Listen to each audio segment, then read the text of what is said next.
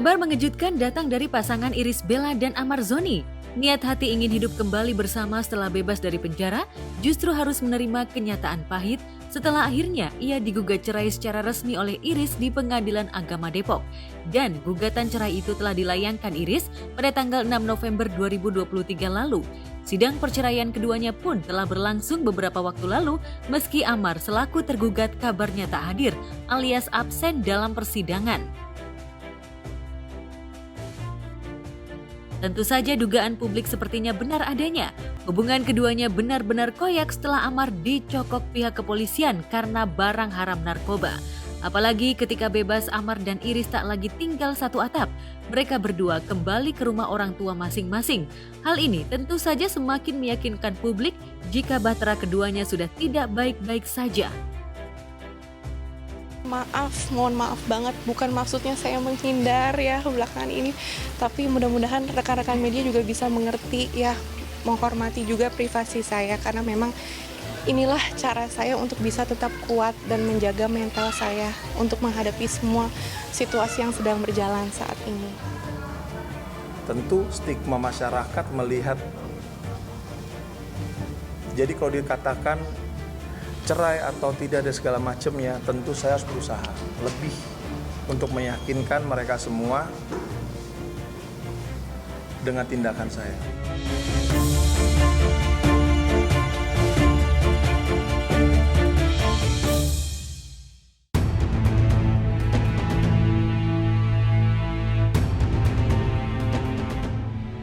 Pemirsa, seorang wanita berinisial SIP ditemukan di dalam kamar di salah satu penginapan syariah di Kota Padang, Sumatera Barat pada hari Senin 13 November lalu.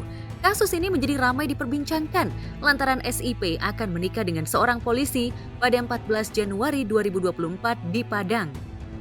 Jadi karena waktunya sudah habis, jadi resepsionisnya membangunkan korban untuk konfirmasi. Tapi jawaban korban tidak ada, kemudian resepsionisnya turun lagi ke bawah. Dia turun ke bawah, ditunggu berapa menit lagi, ya 30 menit, datang lagi resepsionis mengetok pintu, ternyata tidak ada jawaban. Ya. Karena resepsionis ini merasa ada yang janggal, yang aneh, kemudian resepsionis melapor ke pemilik hotel ini. Kemudian pemilik secara bersama-sama melihat ke dalam melalui jendela di sebelah. Ternyata ya korban sudah bunuh diri. Dari ibunda diangkat sekitar setelah jam 6 tersebut. Artinya memang masih ada komunikasi sekitar jam 6 sampai setelah jam 6 pagi karena masih membalas chat saya dan masih komunikasi via telepon dengan ibu. Karena kematian SIP dianggap aneh, lantaran meninggal di dalam lemari baju yang menurut banyak orang yang melihat saat di TKP. Polisi pun akhirnya melakukan otopsi. Lantas benarkah hasil otopsi yang keluar tak ada indikasi kekerasan atau apapun yang terjadi pada jenazah SIP? Kita ini masih dalam penyidikan. Akan kita lakukan dulu, logisnya nanti kita sampaikan. Kisah tragis SIP tentu saja masih menjadi sorotan setelah ditemukan tewas di sebuah hotel di Padang. Namun kisah ini tidak sekedar bunuh diri biasa, melainkan akibat dugaan gagalnya rencana pernikahan. Dilansir dari berbagai sumber, musabab tragedi memilukan ini terjadi diduga keluarga calon suami meminta mahar fantastis mencapai 500 juta rupiah sesuai adat Pariaman. Kabarnya pihak calon mempelai pria meminta uang japuik 1,5 miliar lebih. Namun setelah negosiasi, akhirnya uang 500 juta rupiah disepakati.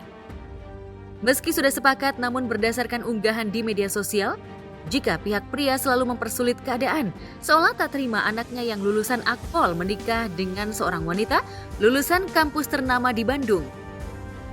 Saya sih bingung ya. Satu, dua-duanya saling mencintai. Kedua, emang standar cukup layak untuk jadi mempelai anak saya itu apa?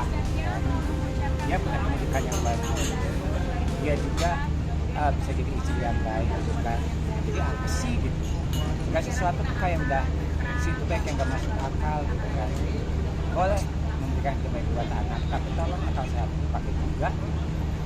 Tuhan juga tidak menyukai orang-orang yang sombong dan berlebihan. Jadi yang saya angkat itu semua pun berlebihan. Tuhan nggak akan suka.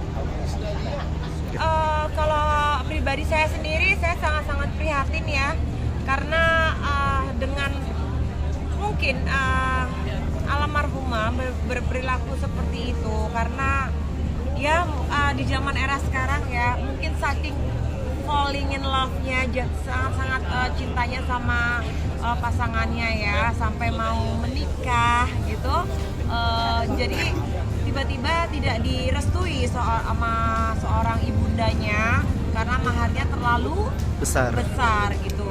Jadi mungkin sekali lagi saya sangat-sangat turut prihatin sekali dengan kejadian ini. Kisah nelangsa ini tentu saja menciptakan tanda tanya besar tentang tekanan sosial dan ekonomi dalam ranah percintaan. Sejatinya, uang jemputan atau japuik yang seharusnya menjadi simbol kebersamaan justru menjadi belenggu dan perlawanan bagi SIP. Emang ini langsung saya wow gitu kan. Saya sih nggak akan ngomong panjang lebar kan saya sebarang tentang tradisi budaya yang udah ada sejak dahulu kala gitu. Tapi segala sesuatu juga ada penyesuaian. Saya apa yang dia usahakan juga, almarhumah juga sangat-sangat layak. Jadi apa masalahnya? Apakah emang bergeser dari tradisi yang sesungguhnya? Apakah bisa dianggap dari semacam kesalahan? Kita nggak tahu ya.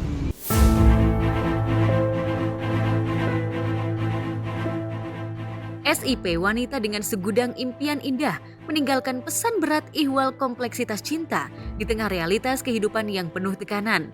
Semoga kisah pilu ini menjadi refleksi bagi masyarakat tentang batasan adat dan pentingnya merangkul cinta dengan tulus tanpa harus terjerembab dalam beban materi.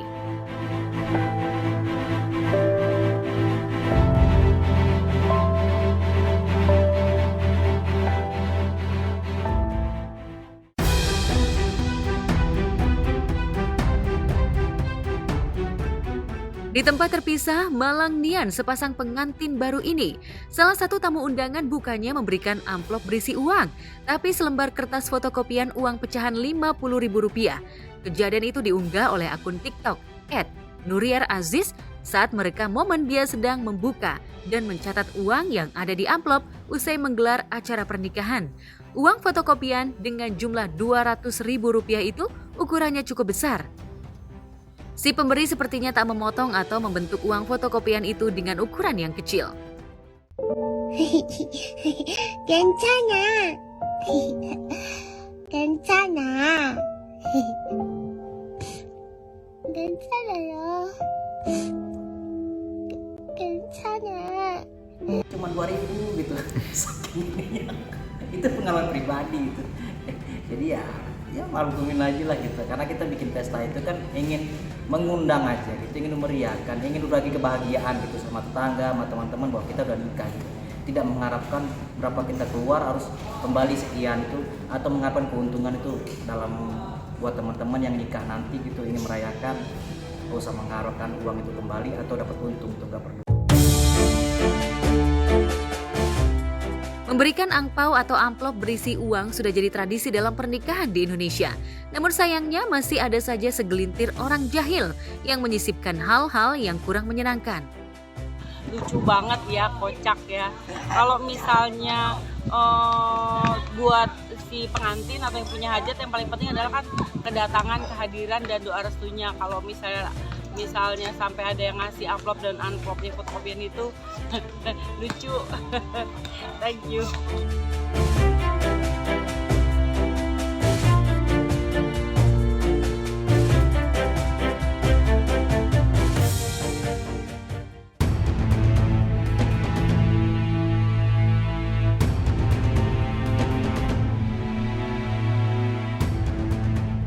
Sebuah akun Instagram @sedangramai membagikan 2 video singkat berisi seorang perempuan menunjukkan makam suaminya.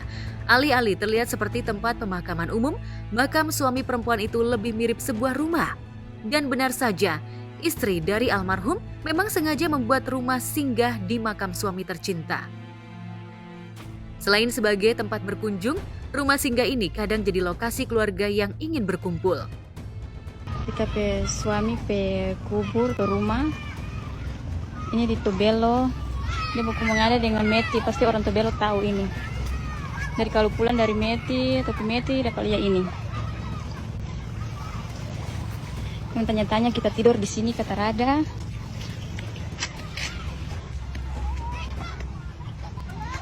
Pinggir.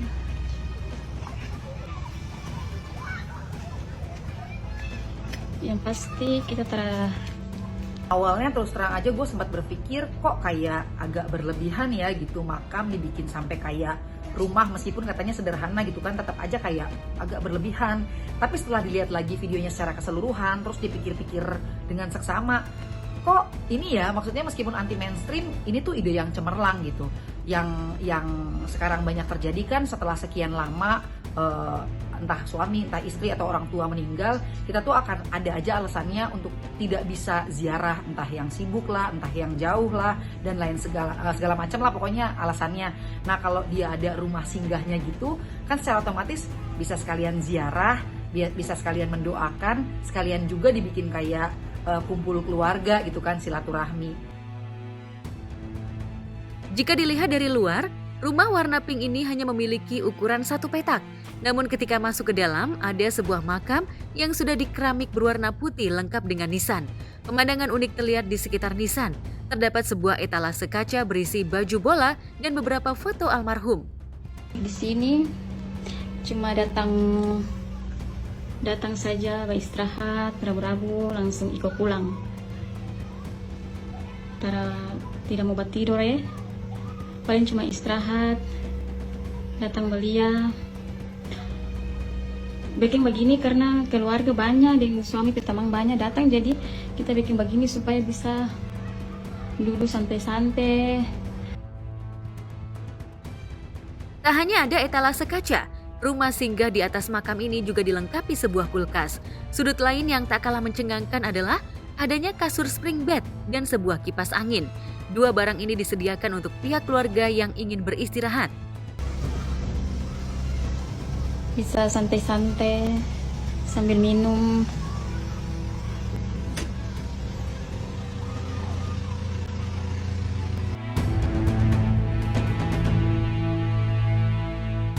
Tentu saja pemakaman ini tak ubahnya seperti rumah sungguhan yang ditinggali orang yang masih hidup. Dan pemandangan luar rumah singgah di atas makam ini juga tak kalah mengagumkan. Setelah pintu dibuka, siapapun yang datang akan disuguhkan pemandangan Laut Meti Maluku Utara yang indah. Tak heran video ini viral dan jadi perbincangan hangat di media sosial. Sebanyak 12.000 tanda suka sudah diterima video ini. Ini baku mengada di Meti.